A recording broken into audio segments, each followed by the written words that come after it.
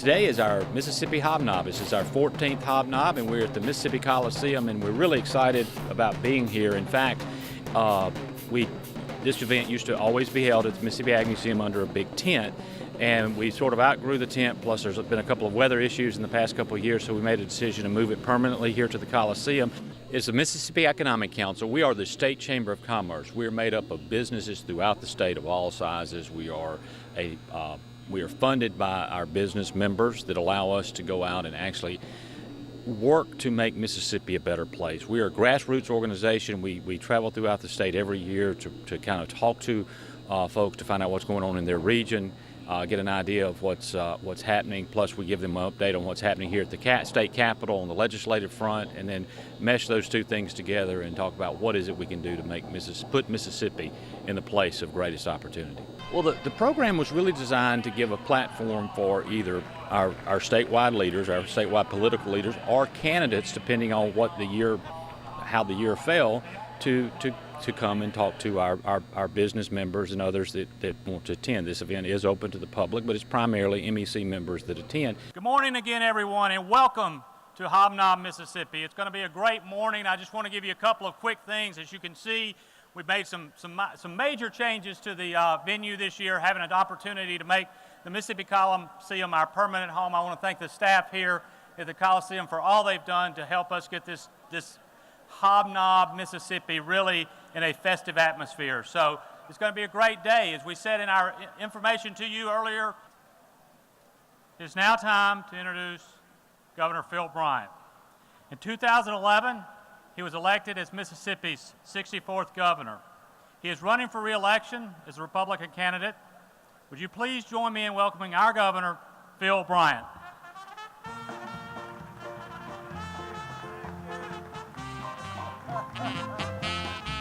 Good morning, everyone. What a great day in Mississippi. Now, I know you understand I am the last thing, or then maybe the next to the last thing, Blake, between you and the chicken and catfish. So I won't keep you long. But I have some exciting things to tell you. Great things are going on in Mississippi. When I became governor, I knew my first challenge was economic development. It's also the thing that I enjoy doing the most. You remember in my State of the State address, I said that my first job is to make sure that everyone that wants a job has one. And I've amended that a little bit. I want them to have a job even if they don't want one. We're going to put people to work. We've helped create in the private sector nearly 40,000 jobs in the last 4 years. Almost $3 billion worth of investment. And I love every ribbon cutting, every groundbreaking. It's so exciting for me. And I enjoy for the 5th year in a row receiving that Silver Shovel Award. You see, only 16 states receive that from Area Development Magazine. I've got them hanging in the office. I want to be so bodacious. I want everybody to come in and say, where do you get these silver shovels? Let me tell you about them. And go back and tell the rest of the nation we mean business here in Mississippi. We've opened a lot of businesses this year, created a lot of jobs.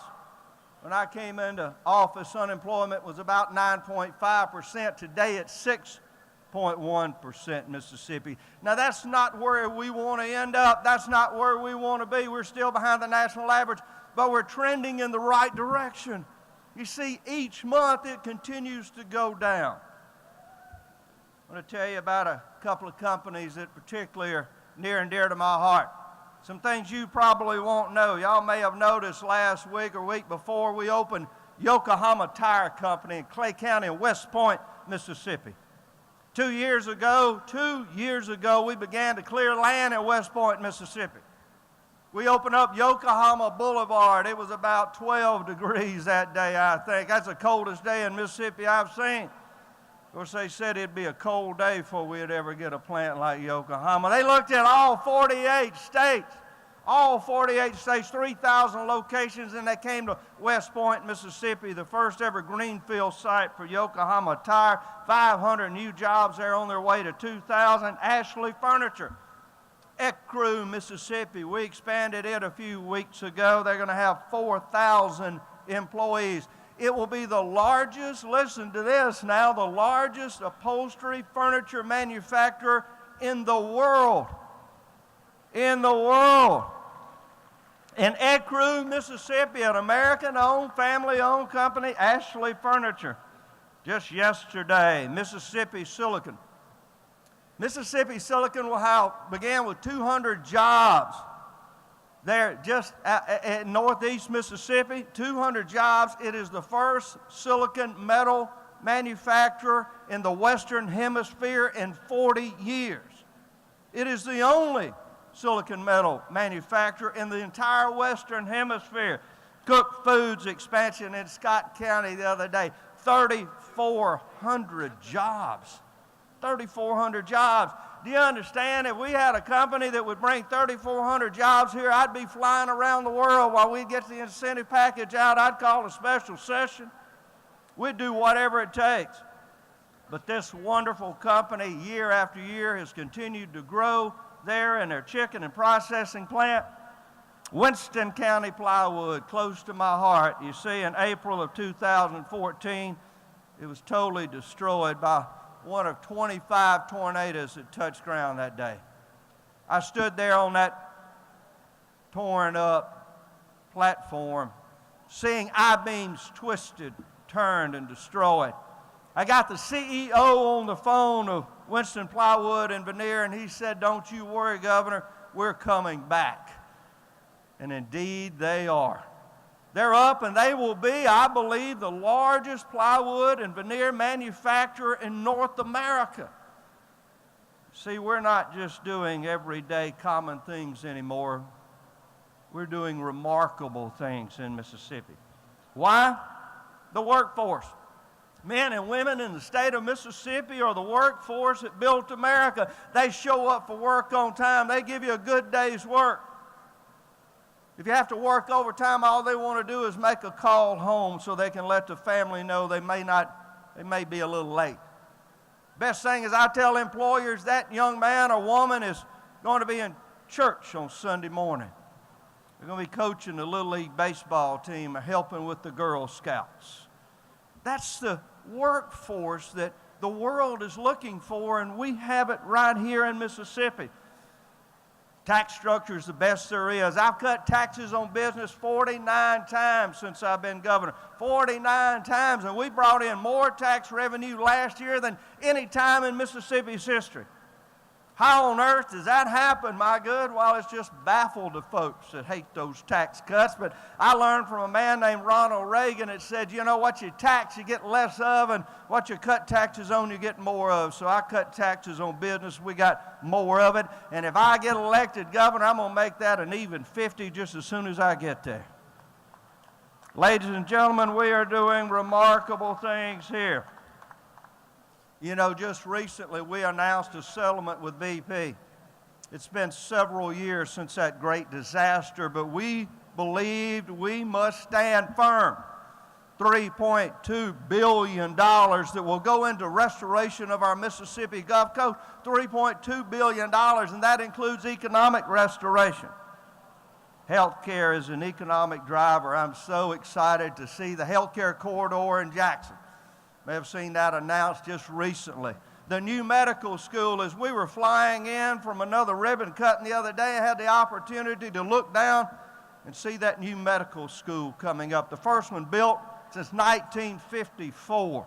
Now, I was born in 1955, so you can imagine it's time that we have a new medical school in Mississippi. And it's part of that dramatic healthcare corridor there that will reach from Woodrow Wilson all the way to the Medical Mall into Rankin County and beyond.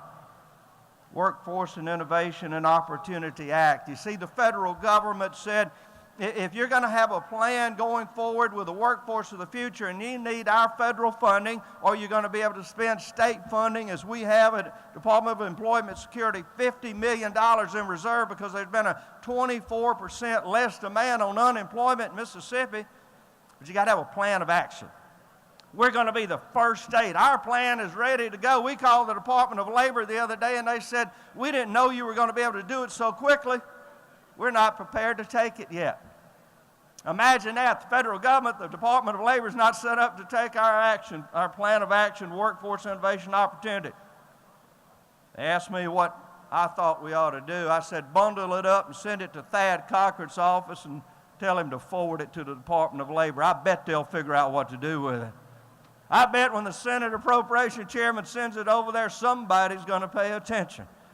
Because we're ready to move. I can't wait on Washington, D.C. to build more jobs, create more industry, make sure that the workforce that we have here in Mississippi is well trained.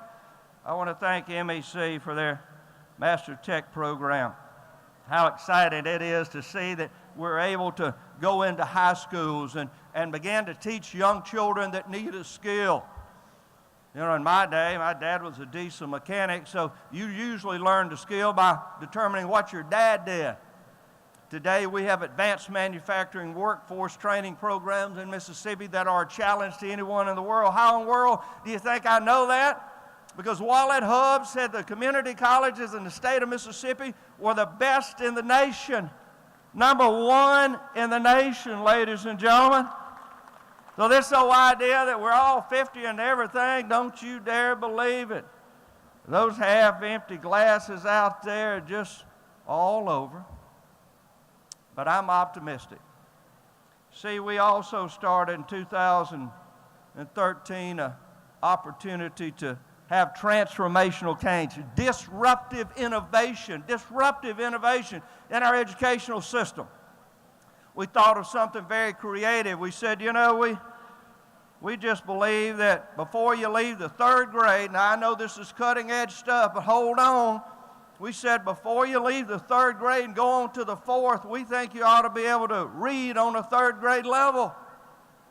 Oh, there was screaming and gnashing of teeth. Oh, he's going to hold all these children back. He doesn't understand. It's going to hurt their self-esteem. Why? He hates children. I love children. I want them to succeed. Every child in Mississippi deserves that opportunity. So we put in the 3rd grade gate and we said you can't leave the 3rd grade, but we're going to have an intense program for you. We're going to spend $39.5 million on reading coaches. We're going to put them in the worst districts.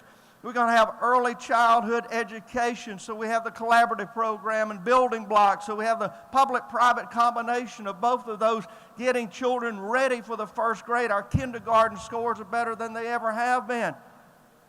And then, of course, the dyslexic program. The #1 reason children drop out of school is being dyslexic. And so we began to test those children in the 3rd grade so we can get them into a school, get them with a master dyslexic teacher so that they can help them. All of that together. You say, did that do any good? A $100 million teacher pay raise. I want to thank the Lieutenant Governor and the Speaker for leading that charge. More funding on public education than any time in Mississippi's history. More money than any time in Mississippi history is put into K through 12. We're #7 for nationally board certified teachers, #7 in the nation, not #50. And I think we'll go up. So, when you get disruptive innovation, what happens? Well, when the 3rd graders took their test last August, 92% of them passed their reading test. 92%. Well, the old half-empty glass folks came out and said, well, that's not the real test. You know, they took the real test. Well, it is the reading test adopted by the Department of Education at a minimal level. 92% of our children can read. Well, it doesn't matter. Phil's being too optimistic. So, the national report card comes out. Y'all may have seen that in the paper, heard a little bit about it. We have a national report card, and on that national report card, it says the only state in the nation to demonstrate significant increases in both math and reading, state of Mississippi. Only one. That's us. Let's see what we did here. We had a 6-point increase in 4th grade reading achievement. 6-point increase. Now remember, the rest of the nation is going down. We're going up. We had a 3-point increase of 4th grade math achievement. Ladies and gentlemen, how many times have we got this report card? It's got an A+ on it. I put that on there because I think when you're the best in the nation, as governor of the state of Mississippi, I hereby determine we got an A+. How many times have we seen this report card and hung our head? Because we were last. We couldn't read. We couldn't do math. Poor old Mississippi. The headlines would say we're last again. The national report card says Mississippi's just failing. Not anymore. Not anymore, and we should say never again. You see, these third graders were the first to take an opportunity of all those reading coaches, of all that intensity. You know who I give credit? The teachers. These teachers in these classrooms determined we're not going to fail anymore. The governor's not going to let us hold these children. He's not going to make us hold these children back. They're not going to be socially promoted anymore. We've got to get this done. And I think they told the parents, and the parents said, son, you know, you're not going to go to the fourth grade if you can't read. No, by the way, we think that's fundamentally important. And we began to succeed. Now, what do other people say? And I know my clock's run out, but you need to hear this, and I think you want to hear this. This is better than eating catfish or chicken, Joe. Mississippi has implemented focused education policies in the past years aimed to help students, imagine that, achieve higher reading and math. These policies have provided students the support services and monitoring necessary to see significant increases in the fourth grade reading score statewide. That's Jeremy Anderson, the president of Education Commission for the states. The Education Commission for the states that monitor the state's outcome. So we've done remarkable things. It even gets better. Governor Bryant, Lieutenant Tate Reeves, Speaker Philip Gunn, the legislature, the Department of Education have revolutionized education policy in the Magnolia State. Revolutionized. I didn't write this. I wish I had. They prioritize the academic achievement of children. The results speak for themselves. Patricia Levick, she just happens to be the CEO of the Foundation of Excellence in Education, Dr. Patricia Levick. Other people have never, in my memory, and I've been here all my life, never have other people in foundations such as this, with this credibility, made such comments, revolutionized the education system in Mississippi, disruptive innovation in Mississippi. Now, ladies and gentlemen, I'm going to ask for your vote because I need to do that. Not taking anything for granted. Deborah and I, is the First Lady make it here? Where are you, baby? There she is. Y'all seen her in the commercials?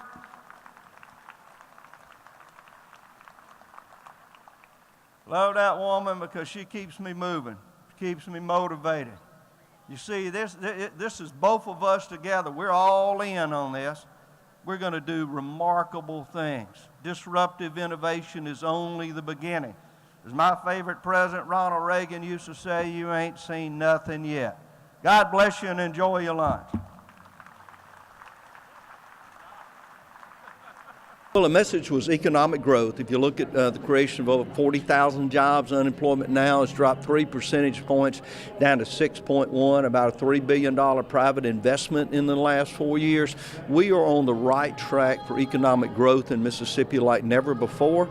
And education, again, Mississippi, with the U.S. report card, the report card of the states that comes out once a year, we are the only state in the nation that show growth in fourth grade reading and math. The only state in the nation to do so. That is time for celebration. We think that's because of the third grade GATE, the literacy program, the emphasis that we've had on reading coaches, and the great work of teachers and parents across the state. What is the link with the improvement in education with economic development? Well, you can't have economic development without an educated workforce. So as we see improvement in the fourth grade reading, that means these students are going to do a better job in math and science in 7th and 8th grade. They got a much higher chance of graduating from high school. So now you've got people who are on their career and college readiness path. And we have the workforce of the future in advanced manufacturing ready to go within the next 7 or 8 years. These students within 8 years or so will be the workforce of the future. As you look down the road, what do you see the priorities for Mississippi over the next several years? I think you're going to see the same thing. Education is successful. Our community colleges have been rated #1 in the nation, so workforce development along with education, and then building that economy to afford the jobs so these students won't have to move out of state to live the American dream. Your reaction to MEC here today? Oh, a phenomenal job.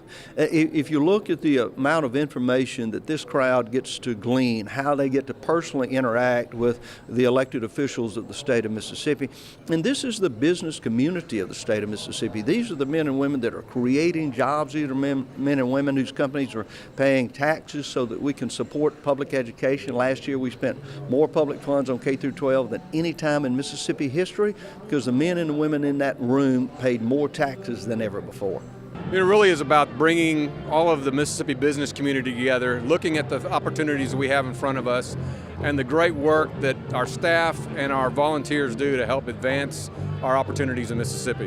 Why is it important that the business community get involved in the legislative process? You know, it's one of the things that really goes together. Some may not see how it works together, but we are a small state, and there's so many things that we can accomplish when we work well together. When we're talking about workforce development, that's a big part, and education. That's a different approach than a lot of business communities take. But in Mississippi, it's a very vital approach that we have a strong education community, we have a strong workforce that ultimately brings more economic opportunity for the state. What do you see as MEC's priorities moving forward? Well, we've got a number of them, but one of the ones I'd really like to feature, the thing I think was one of the most important, is our transportation study. We have a comprehensive transportation study. University of Southern Mississippi, Mississippi State University, Stennis Institute, all those folks are doing the research, as well as having a group of folks that are helping with a third-party consultant and our volunteers. Joe Sanderson with Sanderson Farms is chairing the effort. We're going to have a really comprehensive plan for how do we maintain and improve and rebuild some of our infrastructure, particularly our transportation infrastructure in the state. Why is it important that businesses get involved with MEC across the state? That's a great question. You know, really, we are a comprehensive voice. We have over 11,000 members, over 1,100 member companies. So it's one of those opportunities that people are willing to volunteer, roll up their sleeves and get some work done. It's amazing what we can all do together. And it's really a power of a common voice that brings us together. We don't always think the same. We don't always see everything the same way. But at the end, when we get together, we can accomplish great things. Your reaction to everything that you've seen and heard here today? Really excited for the opportunities. And we got a big election. Most important thing is for everybody to vote. But then we've got a lot of things going on that we've got to move forward in the business community, partnering with the legislative branch and the executive branch. There's a lot we can do together. Tell us, why is it important that businesses get involved in the political system? Well, we have to have the businesses involved in it because one of the things that we do at MEC is we look out what are the things we need to be working on, particularly from a legislative standpoint of improving our state.